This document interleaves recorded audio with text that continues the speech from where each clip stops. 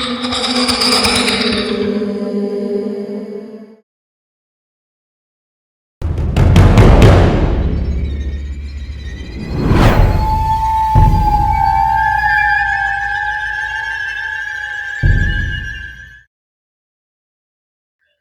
तक आपने देखा। श्रेया, तुम्हें कैसे पता था कि मैंने नींबू पर पैर रखा था?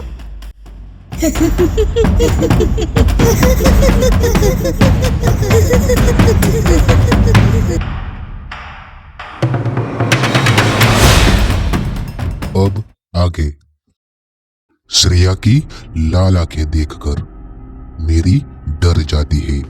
तभी अचानक श्रेया का चेहरा भयानक हो जाता है। वह चेहरा डरावना और बदसूरत था। ये सब देखकर मेरी घबराकर फोन को नीचे फेंक देती है। मेरी को समझ नहीं आ रहा था कि उनके साथ ये क्या हो रहा है।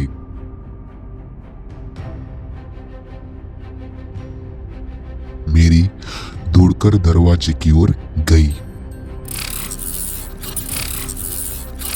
तभी दरवाजा जोर से बंद हो गया। उसने दरवाजा खोलने की बहुत कोशिश की,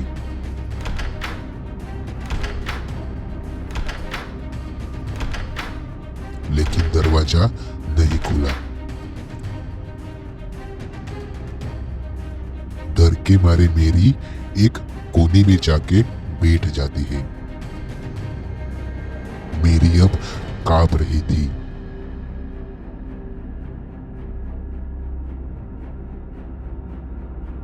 तभी मेरी का फोन दोबारा बजने लगता है।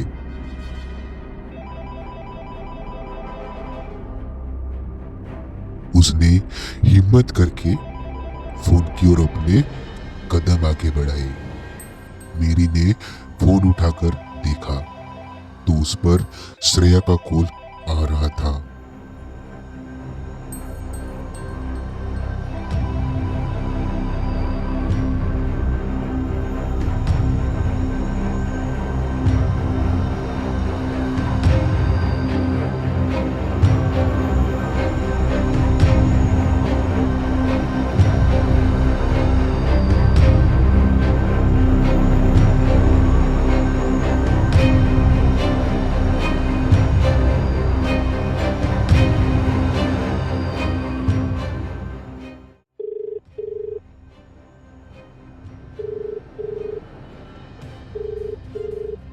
मेरी ने फोन उठाया।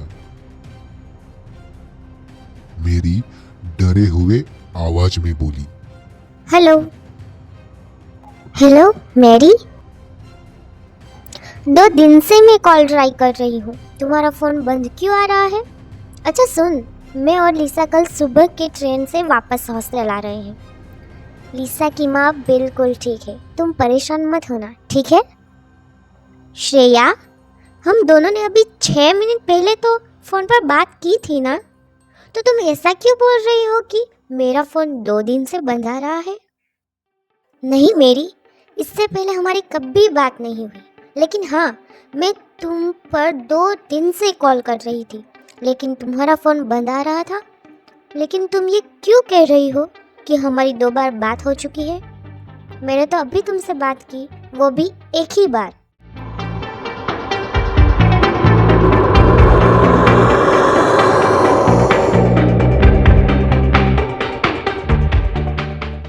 अच्छा, समझ गई, तुम फिर से उस बूढ़े बाबा की बातों पर सोचने लगी ना, इसीलिए ऐसी बहकी बहकी बातें कर रही हो।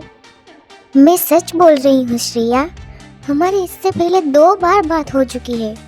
और जब मैंने तुमसे पूछा कि तुम्हें नींबू के बारे में कैसे पता, तो तुम अजीब तरह से मुस्कुराने लगी और फिर तुम्हारी आंखों में एक अजीब सी चमक दिखी। मेरे आंखों में अजीब सी चमक और नींबू? ये सब क्या बोल रही हो मेरी? तुम होश में तो हो? शायद तुम थक कर सो गई होगी और फिर उस बूढ़े बाबा की बातों की वजह से तुमने नींद में कोई बुरा सपना देख लिया होगा, इसीलिए तुम्हें लग रहा है कि ये सब सच है। देखो मेरी, तुम उस बूढ़े बाबा की बातों पर ध्यान मत दो। वैसे भी मैं कल सुबह हॉस्टल आ जाऊंगी। हम दोनों बैठकर सब बातें करेंगे, ठीक है? नहीं श्रेया, मैंने कोई बुरा सपना नहीं देखा और मैंने उस बाबा की बातों पर ध्यान भी नहीं दिया। फिर भी मेरे साथ कुछ अजीब चीजें हो रही है। तभी अचानक कमरे में एक हल्की सी आवाज आई।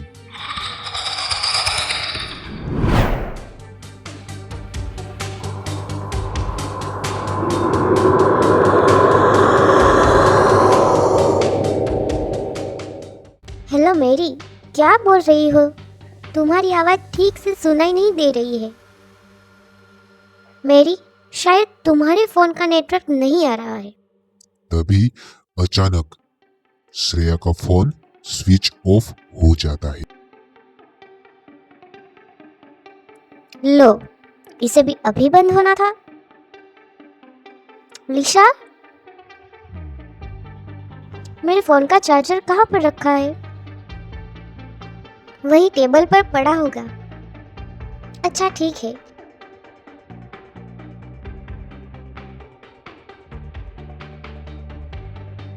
ये मेरी भी ना कैसे बहकी बहकी बातें कर रही थी। कल हॉस्टल जाते हैं, फिर मेरी की खबर लेती हूँ। श्रेया को लग रहा था कि मेरी फिर से उस बाबा की बातों में आ गई है और दूसरी तरफ मेरी श्रेया को फोन करने में लगी थी। काफी कोशिशें करने के बाद भी फोन नहीं लग रहा था। उसी वक्त कमरे में फिर से एक आवाज आई।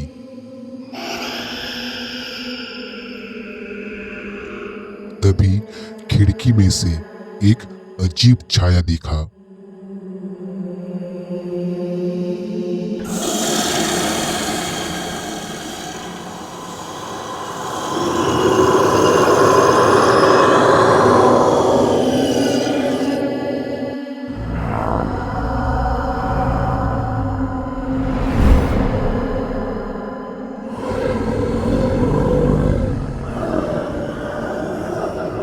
जो मेरी के कमरे की ओर धीरे धीरे बढ़ रहा था। वो छाया अब खिड़की में से अंदर आ चुका था।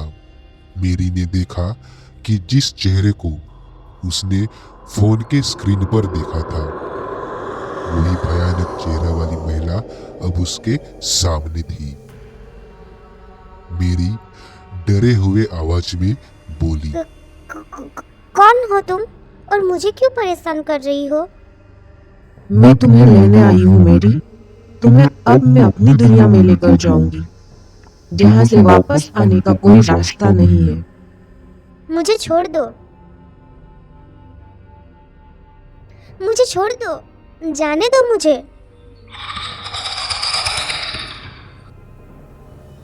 तभी वो आत्मा मेरी पर हमला कर देती है।